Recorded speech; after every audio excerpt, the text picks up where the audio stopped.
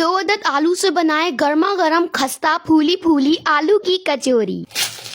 आलू की कचौरी बनाने के लिए सबसे पहले फिलिंग बनाते हैं। तो पैन में ऑयल ऐड करके बेसन ऐड करके चंद सेकंड के लिए इसको भूनेंगे। अब दो अदद उबले हुए आलू को अच्छे से बारीक मैश करके पैन में ऐड करेंगे। मसालों में लाल मिर्च का पाउडर, भुना कुटा हुआ जीरा, कुटी हुई मिर्चें, हल्दी पाउडर, सूखा कुटा धनिया, नमक, बारीक कटा हुआ हरा धनिया, हरी मिर्ची ऐड करके अच्छे से मिक्स करेंगे। आलू का मसाला कुक करने के बाद इसको अच्छे से ठंडा करके इसकी छोटी छोटी बॉल्स बनाकर साइड में रख देंगे। अब डो बनाने के लिए 2 कप मैदे में अजवाइन, नमक, घी ऐड करके अच्छे से मिक्स कर लेंगे। फिर थोड़ा थोड़ा कर पानी ऐड करेंगे। स्मूथ से डो बनाकर इसको कवर करके रख देंगे ताकि अच्छे से आटे को रेस्ट आ जाए। आटे को रेस्ट आ जाए तो काउंटर पर निकालकर 1 मिनट के लिए इसको नीट कर लें। फिर इस डो में से इक्वल पेड़े निकालकर आप लोगों ने इसकी बॉल बनानी है। कचौरी को अच्छे से पैक करेंगे। इसका पैक करने का तरीका और डिटेल रेसिपी मैंने अपने YouTube channel food with Nimra पर अपलोड कर दी है। और अगर आपको इसकी रेसिपी चाहिए तो कॉमेंट्स में टाइप करें आलू की कचौरी, फिर मैं आपको रेसिपी बताती हूँ।